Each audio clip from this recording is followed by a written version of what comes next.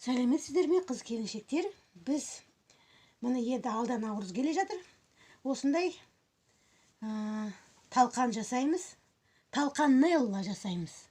Міне осы талқанелланы сіздерге жасап көрсетемін.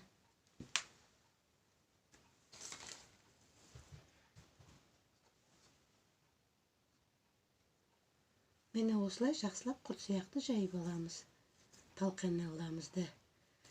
Бұл талқанелланы ішінде 4 стакан, 5 кесе талқан, жарты килограмм печенье, қант, халва, ештемесіз қосылмаған халва, одан кейін май, сары май. Мінекей осылай талқанелламызды осылай жасап аламыз да, мінекей. Сөйтіп оны жақсылап мынау кокосовый стружкаға аунатып, бүйтіп қоя береміз. Талқанелламыз дайын. Наурызға жасаңыздар, ас болсын.